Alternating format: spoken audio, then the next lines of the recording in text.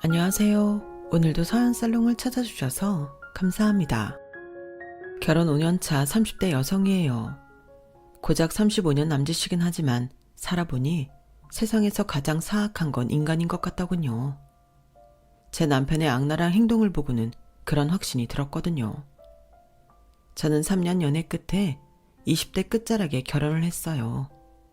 원래 9수에는 결혼을 하는 게 아니라고들 하지만 시댁 사정상 그럴 수밖에 없었어요. 시아버지가 퇴직을 하기 전에 결혼식을 올려야 하객으로 직장 부하들도 오고 축의금도 두둑하게 챙길 수 있다는 게 이유였죠. 참 구차하고 속물적이죠. 저도 알아요. 그래도 그때는 남편과 시부모님 생각해서 얼굴조차 붉히지 않고 따랐어요. 뭐? 내년 5월에나 결혼식을 올리겠다고? 아니 그게 무슨 말도 안 되는 소리냐. 내가 내년 봄까지 회사에서 자리 보존할 수 있을지 나도 장담 못하는 마당에 5월? 니들 사귄 지가 3년이 넘었는데 그간 뭐하다가 내년 5월에서야 결혼식을 한다는 거야. 이 애비 입장은 생각도 안 하냐? 뭐 하긴요. 여은이 어머니 암 수술 받느라 미루고 지네 오빠 결혼식 한다고 미룬 거죠. 우리가 그 정도의 편히 봐줬으면 아들을 먼저 장가보낼 게 아니라 딸의 결혼식부터 챙겼어야지. 어쩜 그리 이기적인지 원. 시아버님과 시어머니는 혹여 축의금 회수가 어려울까봐 전전긍긍이셨어요. 얘 여은아, 너도 이제 내 며느리 될 아이니까 내가 까놓고 말아마. 네 앞에서 이런 말하기 좀 그렇지만 내가 언제 회사에서 나오게 될지 몰라. 내 퇴사일이 내일이 될지 다음 달이 될지 모르는 판국이라고. 그나마 회사에 적을 두고 있어야 하객도 들고 축의금도 챙길 수 있는 거 아니겠니? 젊은 이들이 보기엔 치사하게 보일지 모르겠지만 결혼이라는 게 원래 그렇다. 부모가 어떤 자리에 있는지에 따라 축의금 액수가 달라진다고. 그러니 두말 않겠다. 너희 부모님께 말씀드려서 올해 안에 식 올리는 걸로 해라. 아버지, 지금이 9월인데 언제 준비해서 결혼식을 해요? 살집도 구해야 되고 혼수 준비도 그렇고. 무엇보다 지금은 예식장도 없어요. 그게 뭔 상관이야. 집이야 신혼집은 결혼식 끝나고 천천히 구해도 되는 일이고 결혼식장이야 시설 안 따지면 못 구할 게 뭐겠냐. 왜 해보지도 않고 안 된다는 소리부터 하고 그래. 겨울이라 예식장도 비수기일 테니까 되는 대로 날짜 빠른 걸로 구해. 안 그러면 니들 결혼 허락 못한다. 마트에서 과자 한 봉지 사는 것도 아니고 평생 한 번 있을 자식 결혼식인데도 아버님은 축의금에 눈이 멀어 식부터 올리라고 닥달하셨어요. 저를 통해 그 말을 전해 들은 저희 부모님은 황당해서 입만 쩍 벌리고 계셨죠. 아니 무슨 결혼이 애들 장난이니? 번갯불에 콩 구워 먹듯이 그렇게 할 일이냐고. 여보, 당신도 말 좀 해봐요. 아무리 사돈될 사람이라도 그렇지 이건 너무하잖아요. 엄마는 한마디 하라는 듯 아빠를 쳐다봤어요. 나도 이런 식으로 내 짤자식 결혼식을 치르고 싶지는 않지만 수영이 부모님 사정도 이해는 해드려야지. 퇴직 전에 자식 혼사 치르고 싶어하는 마음 이해 못할 것도 아니니까. 나부터라도 퇴직 앞둔 상황이면 내 자식 결혼 서두를 마음이 들 테니까. 그러니 이번 일은 우리가 맞춰줍시다. 따지고 보면 그쪽 말대로 우리 집 사정 때문에 지금까지 미뤄진 것도 사실이니까. 아빠의 설득에 엄마는 마지못해 그러기로 했어요. 순식간에 결정된 결혼식 때문에 발등에 불 떨어진 건 저와 남편이었죠. 당장 신혼집도 문제지만 결혼식장을 구하는 게 제일 큰 문제였어요. 결혼식장 잡기가 힘들어서 한겨울에 결혼하는 예비부부들이 많아서 이름 좀 있다 하는 곳은 일찌감치 다 예약이 차버린 상태였거든요. 그래도 우여곡절 끝에 남편 모교 동문회관에 자리가 나서 부랴부랴 예약을 했어요. 칼바람 부는 12월 15일 우리 부부는 그 애를 넘기지 않겠다는 일념하에 결혼식을 진행했어요. 그리고 시아버님은 이듬해 1월 말에 퇴사를 하게 되셨죠.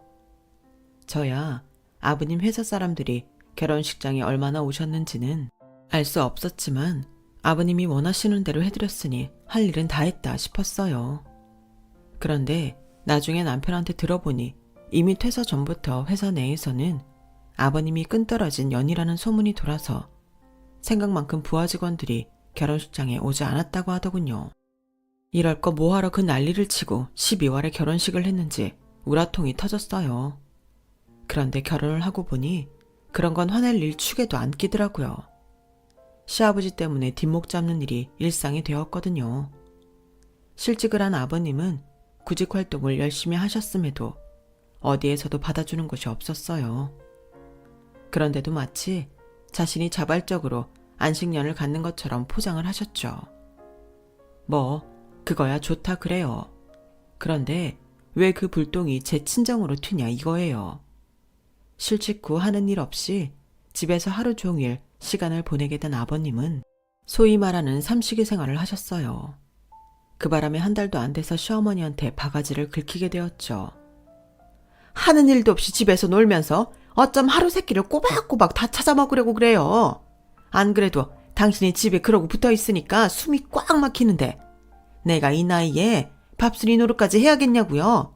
적어도 하루 한 끼는 빵으로 때우던가 라면으로 때울 것이지 꼭 새로운 반찬을 만들어 대령하길 바라니 내가 어디 살겠냐고요.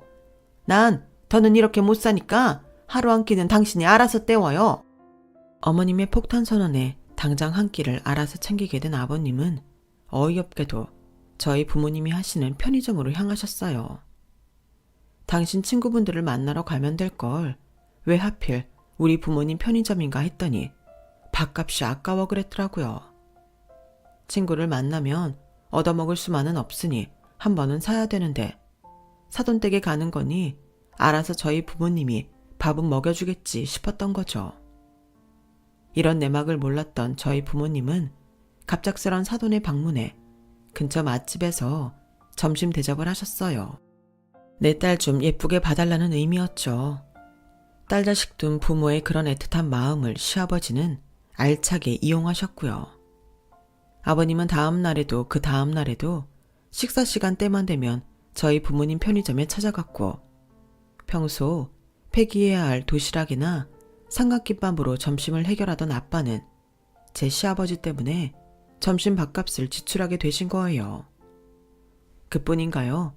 저희 아버님을 모시고 식당이라도 가려면 엄마를 불러 카운터에 앉혀놓고 가야 해서 아빠뿐만 아니라 엄마까지도 일상 계획에 차질이 생겨버리게 되었죠. 처음엔 며칠 이러다 말겠지 생각했던 엄마는 일주일을 넘어가자 저한테 전화를 하셨어요. 여은아, 내가 어지간하면 이런 일로 너한테 전화 안 하려고 했는데 더는 안 되겠어서 전화했어. 네 시아버지 말이다. 우리 편의점에 좀 못 오시게 하면 안 되겠니? 벌써 일주일째 점심시간 때마다 찾아와서는 네 아빠한테 점심 얻어드시고 가지 뭐니. 너도 알다시피 지천에 깔린 게 편의점이라 지출 좀 줄여보겠다고 평일엔 네 아빠랑 내가 알바생도 안 쓰고 교대로 가기 보잖니. 점심도 폐기할 도시락이나 샌드위치 같은 걸로 때우는 상황인데 네 시아버지한테 그걸 내밀 수도 없는 노릇이고 매일 점심값으로 3, 4만 원 쓰는 거 있는 사람들한테는 별거 아니겠지만 지금 우리한테는 큰 지출이야. 그러니까 네가 네 시아버지 기분 안 나쁘시게 잘 좀 얘기해다오. 엄마한테 그 얘기를 듣는데 귀가 빨개질 정도로 창피했어요. 그리고 한편으로는 화가 났고요. 솔직히 시댁이 제 친정보다 훨씬 잘 살거든요. 비록 시아버지가 60도 되시기 전에 실직은 하셨지만 어찌됐던 강남의 30평대 아파트도 가지고 계시고 그 외에도 상가도 하나 가지고 계셔서 거기서 나오는 세를 받아 생활을 하실 정도는 되거든요. 반면에 저희 집은 은행에 다니시던 아빠가 40대 말에 희망퇴직을 당하셔서 퇴직금으로 차린 편의점을 운영하고 계시는데 부모님 인건비도 빼기 어려운 수준이에요. 집도 시댁 아파트의 5분의 1 가격인 28평 빌라고요. 누가 봐도 시댁에 비해 기울어지는 상황인데 점심값 좀 아끼겠다고 그런 제 부모님을 찾아가 삥을 뜯다니 정말 너무한 거 아닌가요? 그런데 그 얘기를 들은 남편은 별일 아니라는 듯 심드렁하게 그러는 거예요. 아무렴 우리 아버지가 점심값 아끼자고 장인어른을 찾아갔겠어? 일도 그만두시고 모처럼 시간이 되시니까 주변 사람들 둘러보며 챙기시느라 그런 건데 그걸 돈 몇 푼에 싸잡아서 사람 꼴 우습게 만들어? 우리 아버지 퇴직금만 해도 얼만데 뭐하러 하루 살기 급급한 니네 집에 찾아가 점심을 얻어드시겠냐? 상식적으로 그렇잖아. 그리고 밥 좀 얻어먹으면 어때? 오히려 우리 아버지가 점심값 내겠다고 하면 그게 니네 집 무시하는 거지. 안 그러냐? 이번 일은 우리 아버지 잘못이 아니라 사돈지간에 그 정도도 이해 못하는 너희 부모님이 쪼잔한 거야. 가만 보면 너도 그렇고 너희 부모님도 그렇고 자격지심이 너무 심한 것 같아. 아니, 여기서 자격지심이 왜 나와? 이거 봐. 별거 아닌 말에 발끈하는 거. 원래 있는 사람들은 사소한 거에 발끈 안 해. 없는 사람들이니까 그런 거지. 까놓고 말해서 너희 집이랑 우리 집이랑 수준 차이가 나는 건 사실이잖아. 그래도 나나 우리 부모님은 너희 집을 동일선상에서 보려고 노력한다고. 아, 나 업무 때문에 길게통을 못하니까 그만하자. 너도 사소한 거에 신경 쓰지 말고 그냥 모른 척해. 남편과 통화를 하고 나니 속만 더 끓어올랐어요. 애초에 가만히 있는 사람 건드린 건 누군데 오히려 저랑 우리 부모님만 돈 없는 쫌팽이로 몰리게 됐으니까요. 남편은 모른 척하라고 했지만 제 부모 일인데 그럴 수 있나요? 그래서 회사에 반차를 내고 아빠 편의점으로 갔어요. 가보니 시아버지가 카운터 앞에 삐딱하게 서서는 훈계조로 저희 아빠한테 한마디 하고 계시더군요. 아니 사돈, 최종학벌이 고졸이었어요? 난 또 은행원이라고 하길래 적어도 대학은 나온 줄 알았지. 그 학벌에 오래 버텼네. 나 회사 다닐 때만 해도 내 밑에 사람들 죄다 S대 아니면 Y대, K대였어요. 그 외의 대학 출신들은 뭐 거론할 가치도 없고. 하긴 뭐 사돈 다니던 은행이랑 내가 다니던 회사가 급이 다르니까. 그렇죠. 사돈 다니신 회사는 대기업인데 그럼 사돈도 명문대 나오셨어요? 그 말에 아버님은 멈칫하더니 버럭 소리를 치더라고요. 아니 지금 그게 뭐가 중요합니까? 내 말의 요지는 내가 다니던 회사는 명문대 정도는 나와야 입사할 수 있는 대단한 회사란 얘기 아닙니까? 내가 나온 대학이 S대인지 Y대인지 K대인지가 중요한 게 아니라 포인트는 내가 그 회사에 다녔다는 거, 그리고 내가 잘난 명문대 출신들 위에서 군림했다는 사실이 중요한 겁니다. 대학도 못 나오신 분이 되게 학벌 따지시네. 사돈이 그렇게 편협한 생각을 하고 사니까 그 나이에 이런 편의점 카운터나 지키고 사는 겁니다. 남자가 돼서는 이게 뭡니까? 유통기한 지난 도시락이나 까먹고 어린 손님들한테까지 꼬박꼬박 존대해가며 머리나 숙이고 나 같으면 배를 골아도 이렇게는 안 삽니다. 그 말에 저희 아빠 표정이 어두워지셨지만 딸을 위해서 꾹 참고 계신 것 같았어요. 하지만 딸인 저로서는 그 모습을 보고 그냥 넘어갈 수가 없더라고요. 그래서 문을 벌컥 열고 안으로 들어갔어요. 그리곤 정색을 하며 한마디 했죠. 아버님, 남의 영업장에서 장사 방해하고 공짜 점심까지 얻어드신 분이 그런 말할 처지는 아닌 것 같은데요.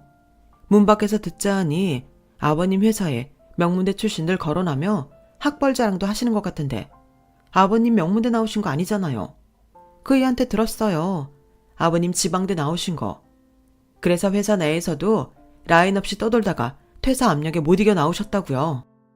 학벌 때문에 사내에서 그렇게 상처 입으신 분이 똑같은 방법으로 저희 아빠한테 이러시는 거 보니 참 안쓰럽네요. 그리고 앞으로는 여기 안 오셨으면 좋겠어요. 아버님은 배를 골아도 안 하시겠다는 그 일이 저희 부모님한테는 생계거든요. 아버님이 매일 얻어드시는 점심도 아버님이 그렇게 무시하는 일로 번 돈으로 샀다는 거 알고 계시죠? 배도 골겠다고 하신 분 치고는 참 이중적인 행동이시네요. 그러니 더는 저희 아빠 가게에 와서 이러지 마시고 아버님과 학벌도 잘 맞고 수준도 잘 맞는 분들이랑 점심 식사하세요. 눈길 한번 피하지 않고 똑바로 쳐다보며 할 말 다 하는 며느리 앞에서 시아버지는 아무 말도 못하셨어요. 그리고 그날 이후 저희 아빠 편의점에는 얼씬도 하지 않으셨죠. 아빠는 그날 제 행동에 대해 시아버지께 용서를 빌라고 하셨지만 그러고 싶지 않았어요. 돈 있고 힘 있는 사람들 앞에선 찍소리도 못하면서 자신보다 못한 것 같은 사람들 앞에서만 목에 힘주고 사는 사람들한테는 한 번쯤 따끔하게 자신의 잘못을 알려줄 필요가 있거든요. 엄마는 그런 제 행동에 10년 묵은 채증이 확 내려가는 것 같다고 하시면서도 한편으로는 제가 시댁에서 미움을 받지 않을까 걱정을 하셨어요. 엄마, 걱정하지 마. 엄마 딸 그렇게 약하지 않아. 나 엄마 아빠 덕분에 우리 아버님이 무시 못할 정도로 좋은 대학 나왔고 능력도 있어. 아버님이 아니라 아버님 할아버지가 오셔도 나 안 꿀린다니까. 그러니까 내 걱정은 말고 앞으로도 우리 시아버지가 가게 찾아와 행패 부리면 나한테 말해. 내가 처리할 테니. 그때까지만 해도 저는 시아버지 한 명쯤은 충분히 컨트롤할 자신이 있었어요. 하지만 그건 제 오만일 뿐이더라고요. 세상 일이 내 마음대로 돌아가는 게 아니었거든요. 5년이 흐른 지금까지 제 눈밖에서 무슨 일이 일어나는지도 모른 채 살았으니까요. 신혼 초에 있었던 일로 아버님은 저희 부부의 결혼기간 내내 제 앞에서 학벌 얘기는 꺼내지 않으셨어요. 뿐만 아니라 제 친정 부모님과도 사적으로 연락을 하신 적도 없었고요. 그래서 내심 마음을 놓고 있었어요. 그 일이 일어나기 전까지는요. 아빠의 사고 소식을 들은 건 제가 결혼 4년차에 접어들던 해 1월이었어요. 며칠 동안 이어진 폭설로 아빠 편의점 인근 도로와 인도 곳곳이 얼어 있어서 여간 위험한 게 아니었어요. 야간에 편의점을 지키고 계시던 아빠는 손님 없는 틈을 타 가게 앞에 쌓인 눈을 치우고 계셨는데 하필 그때 빙판길에 미끄러진 차량이 저희 아빠를 덮치고 만 거예요. 그 사고로 아빠는 3번이나 대수술을 감행했어요. 수개월 동안 병원 생활을 해야 하셨고 수개월을 물리치료와 재활치료를 하느라 보내셔야 했어요. 그럼에도 결국 한쪽 다리를 절게 되셨죠. 장애 판정을 받은 날 아빠는 한없이 우울해 보이셨어요. 마치 아빠의 자존심이 뚝 잘려나간 것처럼요. 그런 아빠를 위로하려고 친정을 찾는 날이 많아졌지만 좀처럼 아빠는 기운을 차리지 못하셨죠. 아빠, 언제까지 축 처진 어깨로 지낼 거야? 세상 무너졌어? 아니잖아. 뭐든 생각하기 나름이라고 그랬어. 그 큰 사고를 당하고도 아빠 살아있잖아. 얼마나 다행이야. 그날 아빠 잘못됐으면 나랑 엄마는 지금처럼 온전히 못 살았을 거야. 우린 아빠가 이렇게 살아준 거에 감사한다고. 그러니까 아빠 기운내. 다리 한쪽 다쳤다고 아빠 인생 끝난 거 아니니까. 나도 아는데 그게 마음처럼 쉽게 털어지지가 않아. 이젠 네 엄마랑 등산도 할 수 없고 무거운 짐도 네 엄마한테 떠넘길 수밖에 없으니까. 할 수 있는 것보다 할 수 없는 것만 더 크게 느껴지는데 어쩌겠니? 그래도 우리 딸 말대로 아빠가 힘내볼게. 이상준이 인생 아직 안 끝났으니까. 아빠는 하루하루를 불행과 다행 사이에서 힘겨운 싸움을 해나가셨어요. 그리고 몇 달 뒤에는 다시 편의점 일도 시작하셨죠. 비록 전처럼 박스를 나르거나 무거운 짐을 옮길 수는 없게 됐지만 그래도 최선을 다해 한 사람 몫을 해나가셨어요. 그리고 그 무렵 수년간 재취업에 실패하셨던 시아버지의 취직 소식이 들려왔어요. 아버님이 취직을 하셨다고? 어디에? 어디가 중요한가? 다시 일을 시작하셨다는 게 중요하지. 사무직은 아니고 명예직이라나 봐. 그래도 대기업 출신이라 퇴직한 지 몇 년이나 됐는데도 불러주는 것도 있고. 이번에 우리 아버지 다시 봤다니까. 그동안 삼식이니 뭐니 집에서 엄마한테 눈총만 받고 사시더니 이제 다시 어깨 쫙 펴고 사시게 됐지 뭐야. 아참, 취직 기념으로 차도 바꾸신대. 그래서 말인데 자기야, 우리 아버지가 타던 차 내가 끌고 다니면 어떨까? 지금 우리가 타는 차는 경차라. 장거리 여행 갈 때도 불편하고 또 아이 생기면 카시트 놓기도 좀 그렇잖아. 아버지가 예전에 출퇴근용으로 쓰시던 거라서 차도 깨끗하고 거리도 얼마 뛰지 않아서 중고라도 상태가 꽤 좋거든. 남한테 파느니 아들이 나한테 주신다는데 자기 생각은 어때? 당연히 좋지. 그런데 아버님이 그 차를 그냥 주시겠대? 자기 말대로 차 상태가 좋아서 중고로 내놓으면 꽤 받을 텐데. 그냥은 아니고 아버지 차 사실 때 내가 명의 빌려드리기로 했어. 어차피 나중에 나한테 물려주실 거니까. 괜히 차 명의 옮기고 할 거 없이 아버지 명의로 돼 있는 차는 내가 타고 아버지 새 차는 내 명의로 새 차 뽑자시더라고. 계산해보니까 그게 더 이익이더라고. 그럼 자기도 허락한 걸로 알고 아버지한테 말씀드린다. 사실 저는 차에 대해 잘 몰라서 명의 이전을 하지 않는 게 더 이익이라는 남편 말을 곧이곧대로 믿었어요. 그 이면에 제가 모르는 더러운 수작질이 있었다는 건 생각조차 하지 못한 채로요. 얼마 뒤 남편이 끌고 온 아버님 차는 남편 말대로 상태가 좋았어요. 평소 차를 애지중지하시던 아버님답게 차 관리를 잘해오셨더라고요. 그동안 쭉 경차를 타왔던 저로서는 확 달라진 승차감에 놀랄 수밖에 없었죠. 비록 새 차는 아니었지만 남편은 주말마다 직접 손세차를 해가며 차의 애착을 드러냈어요. 평생 차량용품에 관심도 안 두던 저 역시도 인터넷 쇼핑몰에서 차량 방향제며 카시트를 검색하기 시작했죠. 주말에 남편과 차를 끌고 드라이브를 나가는 날도 많아졌고요. 그렇게 아버님이 주신 차에 한껏 빠져있던 어느 주말, 친정 부모님이 저희 집에 찾아오셨어요. 남편은 출장을 가서 저 혼자 집에 있던 터라 편한 차림으로 부모님을 맞았어요. 아무래도 사위가 집에 없어서 그런가 저희 부모님도 딸네 집에 오셔서도 집처럼 편하게 보이시더라고요. 엄마는 바리바리 싸우신 김치며 밑반찬을 냉장고에 넣어야 한다며 냉장고 문부터 여셨어요. 그리고는 냉장고 정리 좀 하라는 잔소리와 함께 차 얘기를 꺼내셨죠. 너희 차 바꿨다며? 네 아빠가 그러는데 차도 엄청 크고 비싼 거라던데 유지비 감당할 수 있겠니? 엄마도 참 우리가 그 정도도 감당 못할까봐 그래. 생각보다 기름도 덜 먹고 상태가 좋아서 아직 수리비 걱정할 필요도 없는걸. 얘는 새 차 뽑은 지 얼마나 됐다고 벌써부터 수리비 걱정을 해. 새 차라니?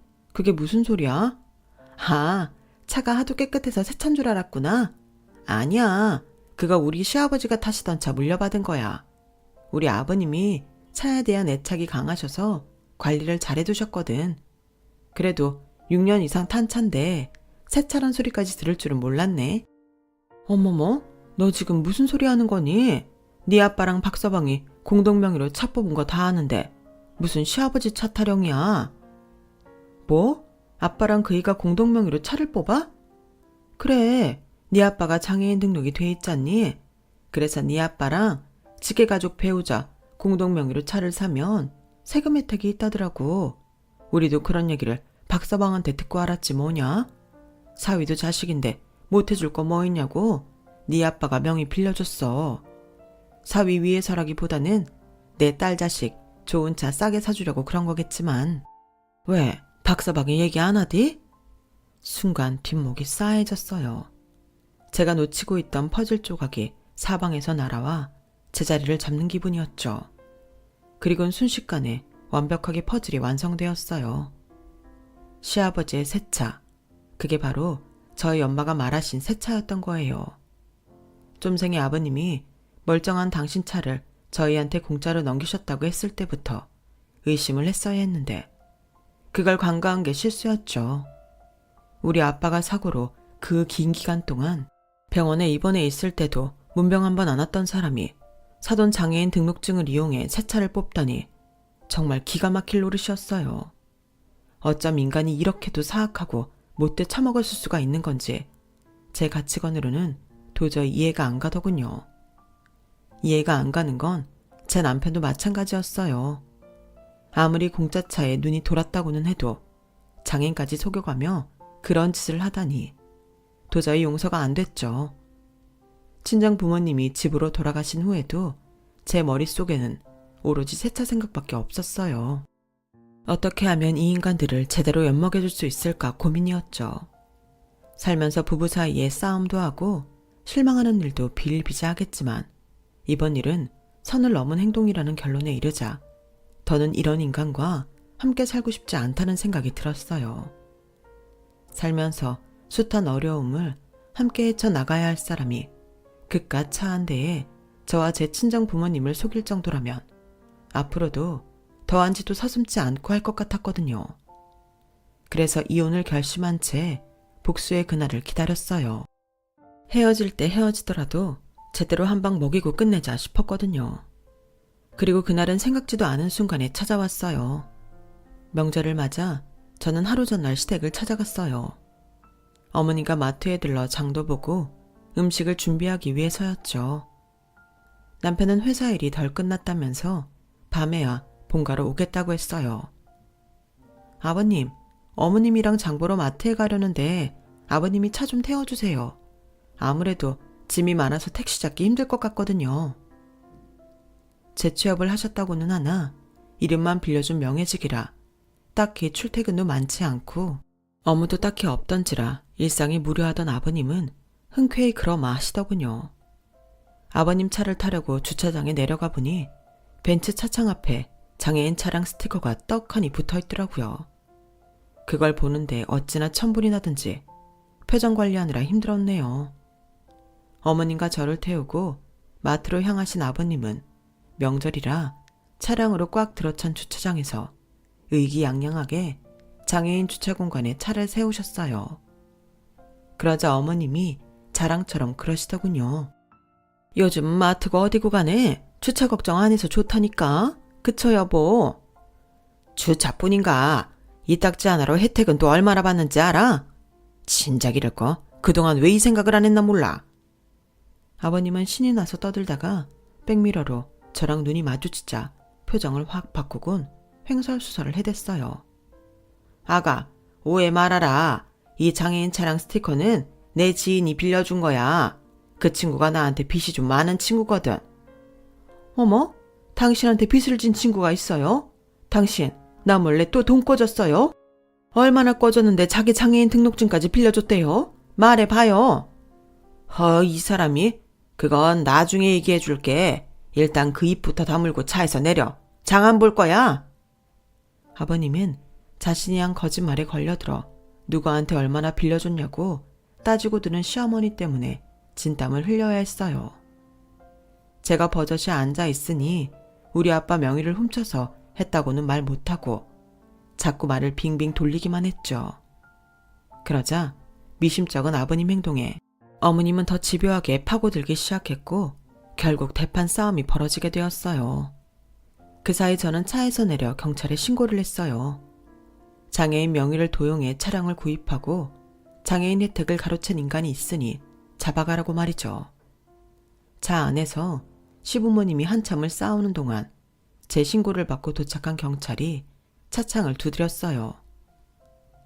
신고가 들어와서 그런데 신분증 좀 보여주시죠. 경찰의 말에 아버님은 당신이 지금 장애인 전용 주차칸에 주차를 하고 있다는 사실도 까먹은 채 경찰관한테 되려 큰 소리를 치셨죠. 신고는 무슨? 아니, 내 옆에 내랑 말다툼 좀 했다고 경찰까지 나서는 게 말이 돼? 집안일이니까 상관하지 마쇼. 그러자 경찰은 굳은 얼굴로 다시 한번 신분증 제시를 요구했고 아버님이 차창까지 닫고 차 안에서 무응답으로 뻗대자 최후의 통첩으로 당장 차 밖으로 나와 신분증을 제시하지 않으면 차창을 부술 수 있다고 말했어요. 그제야 사태의 심각성을 눈치챈 어머님은 얼른 차문을 열고 뛰어내렸죠. 그리고는 아버님께 당장 문 열어주라고 버럭 소리를 치셨어요. 인간아, 신분증 주면 될 걸 왜 일을 크게 만들어? 새 차에 흠집이라도 생기면 당신이 책임질 거야. 얼른 경찰관한테 신분증 내주라고. 상황이 이쯤 되자 아버님도 더는 뻗대지 못하고 차창을 내렸어요. 그리고는 신분증을 내주며 궁시렁댔죠. 그 젊은 양반이 빡빡하게 굴기는 예쏘 내 신분증. 내가 무슨 범죄자도 아니고 어디서 죄인 취급이야. 공권력을 이렇게 행사해도 되는 거야? 나 이래봬도 우리나라에서 알아주는 기업에 몸담던 사람이라고. 어디서 말단 경찰직 공무원 나부랭이라 선량한 시민한테 시비냐고. 그러자 경찰이 아버님 얼굴을 빤히 보며 물었어요. 이 차량 선생님 본인 차량 맞습니까? 당연하지. 내 돈 주고 내가 산 차인데 왜? 이젠 차량 도난범으로라도 몰아가려고 그러나? 우리나라 경찰은 이래서 문제라니까. 지들 잘못 가리려고 어떻게든 선량한 시민을 범법자로 몰려고 한다니까. 이봐요. 나 그렇게 호락호락한 사람 아니야. 그러니까 쓸데없이 사람 시간 뺏지 말고 가보셔. 살다 보니 별 그지 같은 일이 다 있네. 퇴! 아버님은 차장 밖으로 침까지 뱉으며 성질을 냈어요. 그런데 하필 그 침이 경찰 신발에 뚝 떨어졌지 뭐예요. 순간 경찰은 표정이 싸해지더니 아버님을 차에서 끌어내렸어요. 당연히 아버님은 반발을 하며 경찰을 거칠게 밀어댔죠. 이게 지금 뭐하는 짓이야? 너 내가 누군 줄 알아? 어디서 함부로 내 몸에 손을 대? 나 당장 변호사 부를 거야. 변호사 불러서 니는 모가지 잘라줄 테니까 너 각오해. 씩씩대며 휴대폰을 꺼내들던 시아버지는 자신의 팔을 잡으려던 경찰의 배를 발로 걷어차더군요.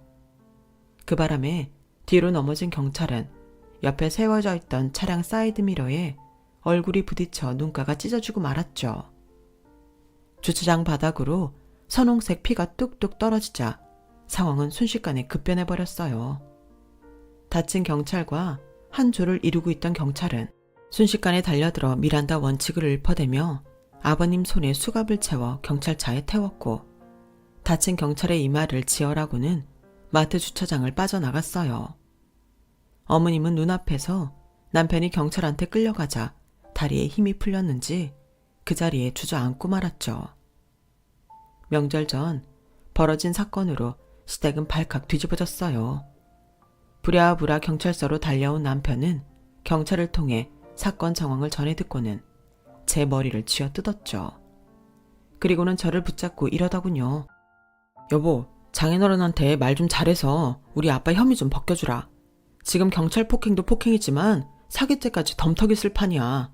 실은 장인어른한테는 우리 차 바꾼다고 말씀드리곤 장인어른 장애인 혜택 이용해서 우리 아버지 차 바꿔드렸거든. 근데 어떤 놈이 신고를 했는지 경찰이 그 사실을 알아버렸지 뭐야. 그러니까 당신이 장인어른께 말씀드려서 우리 아버지 차 그거 사위인 나한테 해주신 거라고 경찰에 얘기 좀 해달라고 부탁 좀 드려줘. 어? 부탁이야 제발. 장인어른도 넓게 보면 가족인데 가족끼리 이 정도 부탁은 들어줄 수 있는 거잖아. 아 진짜 왜 대먹지 않은 것들은 궁지에 몰리면 이렇게 가족 타령을 하는 건지 모르겠더라고요. 단 한 번도 가족으로서 책임과 의무는 하지 않았으면서 말이죠. 그래서 일부러 목소리를 높여 다 들으라는 듯 말했어요. 아, 그러니까 지금 당신 말은 당신이랑 당신 아버님이 우리 아빠 장애인 등록증 가지고 새 차 뽑은 걸 경찰한테는 우리 아빠가 사위인 당신한테 차 뽑아준 걸로 거짓말해달라는 거구나. 가족끼리 이 정도 거짓말은 해도 되는 거라고? 그런데 어쩌나? 난 우리 아빠한테 그런 부탁하고 싶지 않은데. 그 차 당신 아버지가 타고 다닌 거 맞잖아. 명의만 우리 아빠랑 당신 공동명의로 됐지? 실제 이용한 건 당신 아버지잖아. 근데 왜 우리 아빠가 범법행위에 힘을 실어줘야 돼? 우리 아빠는 사돈이랑 사위가 이런 더러운 짓거리를 하는 줄도 모르고 사위가 타는 걸로 알고 공동명의로 해주신 거밖에 없는데 왜 우리 아빠를 사기꾼으로 만들려는 거냐고. 가족이니까? 진짜 가 족같은 소리하고 자빠졌네. 야, 너 왜 갑자기 폭주해서 난리야. 그리고 목소리 안 낮춰? 경찰이 들으면 어쩌려고 그래.